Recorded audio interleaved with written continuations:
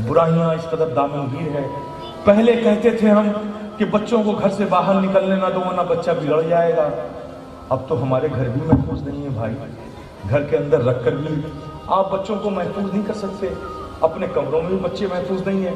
भटकने के, गुमराह होने के, गुनाहों में मुब्तला होने के सारे सामान आपने ज़ौक़ और शौक़ के साथ, बड़े फ़ख्र के साथ अपने बच्चों के हाथों में दे दिया है। ये मल्टीमीडिया, मोबाइल, ये इंटरनेट का ज़माना, किसी को गुनहगार बनने के लिए कोई मशक्क़त करने की ज़रूरत नहीं है। खाली उंगलियों का इशारा कीजिए, गुनहगार बनते जाइए। ये हालत है आज हमारी, है ना। तो ऐसे गुनाहों भरे माहौल में जहां हर वक्त गुनाह हमें दावत दे रहा है, अपनी तरफ हमें बुला रहा है, पुरकशिश अंदाज में, एट्रैक्टिव अंदाज में हमें अट्रैक्ट कर रहा है, अपनी तरफ खींच रहा है, हम अपने आप को बचा भी नहीं पा रहे।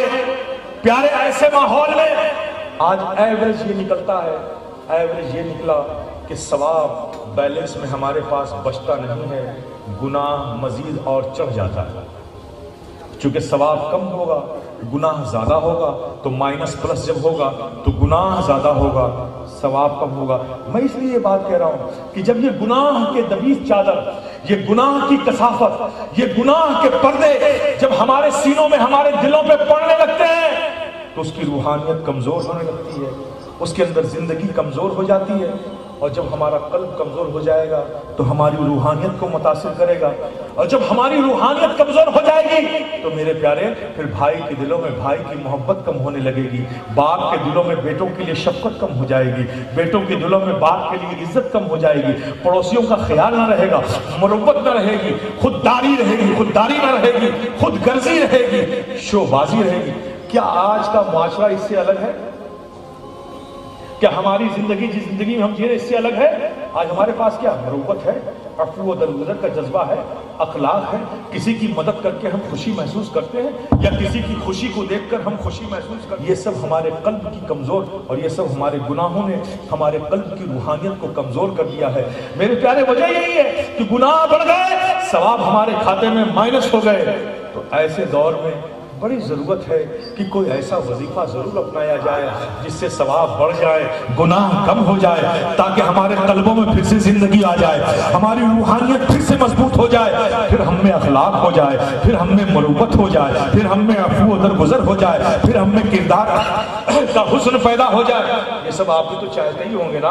तो मेरे प्यारे, मैं एक हदीस और सुनाता हूँ, एक हदीस और सुनाता हूँ। देखो मेरे प्यारे, अगर बैलेंस करना है सवाब को और गुनाहों को माइनस करना है, और इसकी बड़ी जरूरत है, जब तक गुनाह तुम्हारी जिंदगी में माइनस नहीं होंगे तुम कभी भी बाइखलाक नहीं होगे, बामुहब्बत बामुरब्बत नहीं होगे, अफ़्व दरगुज़र का जज्बा नहीं आएगा, अच्छे किरदार के मालिक नहीं बनोगे, नेक इंसान नहीं बन सकते जब तक कि तुम्हारा कल्ब मजबूत ना हो, रूहानियत मजबूत ना हो। और ये तभी होगा जब सवाब तुम्हारे नाम अमाल में ज़्यादा हो और गुनाह कम हो, तो तुम्हारी रूहानियत परवान चढ़ेगी। तो क्या मैं ऐसा नुस्खा ना बता दूं कि जिससे सवाब ज़्यादा हो जाए, गुनाह माइनस हो जाए? तो एक हदीस सुनो मेरे प्यारे, अल्लाह के प्यारे हबीब सल्लल्लाहु ताला अलैहि वसल्लम इरशाद फरमाते हैं कि जब एक बंदा रब की बारगाह में नमाज के लिए खड़ा होता है, अभी उसने अल्लाह अकबर नहीं कहा, सफ में खड़ा हो गया, हाथ उसके नीचे हैं, अभी अल्लाह अकबर कह के नमाज में दाखिल होगा ही, उससे पहले, अभी उसने कहा नहीं, उससे पहले अल्लाह फरिश्ते को हुक्म देता है, ऐ फरिश्तों जाओ जाओ, ये मेरा बंदा मेरी बारगाह में मेरी इबादत के लिए हाजिर हो रहा है।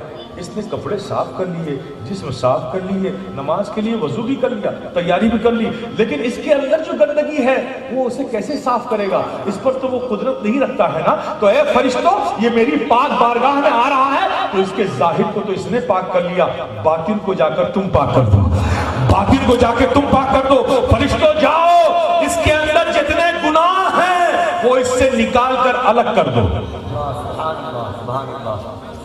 इसके अंदर जितने गुनाह हैं वो इसके अंदर से निकाल कर अलग कर दो, ताकि जाहिर और बातिन दोनों एतबार से ये पाक होकर मेरे पाक बारगाह में हाजिर हो जाए। तो फरिश्ते आते हैं, इससे पहले कि वो अल्लाह अकबर कहे, उससे पहले आकर उसके अंदर जितने गुनाह होते हैं سب اس سے نکال لیتے ہیں اور ایک گٹھری بنا کر الگ کر دیتے ہیں۔ جب وہ نماز سے بندہ فارغ ہوتا ہے تو پھر فرشتے پوچھتے ہیں مولا تیرے حکم سے میں نے اس کے گناہوں کو اس سے الگ کیا تھا، اب یہ نماز سے فارغ ہو گیا، مولا کریم تیرا کیا حکم ہے، اب ان گناہوں کا کیا کروں، اب ان گناہوں کا کیا کروں؟ تو کریم رب کہتا ہے کہ فرشتوں جب الگ کر لیا ہے تو الگ ہی رہنے دو، جب الگ کر لیا ہے تو الگ ہی رہنے دو۔ میرے پیارے، صبح تم نے نماز پڑھ لی، سارے گناہ مائنس، ظہر میں پڑھ لی، بیچ میں جو ہوا سب مائنس، پھر بھی عصر پڑھ لی، بیچ میں جو ہوا مائنس، پھر مغرب پڑھ لی، بیچ میں جو گناہ ہوئے سب مائنس، اور جب تم نے عشاء پڑھ کے سوئے جتنے گناہ تھے مائنس، اب پاک و صاف ہو کر سو گئے۔ اگر اس حالت میں رب تمہاری روح کو طلب کر لے تو تمہاری روح اس کی بارگاہ میں اس کی بندگی و طاعت لیے ہوئے جائے گا۔ میرے پیارے، طریقہ میں نے بتا دیا۔ آج کی شب کا عظیم تحفہ، عظیم نعمت جو رب نے تمہارے لیے بھیجی تھی وہ نماز تھی۔ میرے پیارے، میرے نوجوانوں، بزرگوں، آج اس محفل میں اس بات کا عزم کرو کہ اب جو چھوٹتا ہے چھوٹے، ہمیں غم نہیں ہے، لیکن اب ہم نماز نہیں چھوڑیں گے انشاءاللہ مولا تعالیٰ۔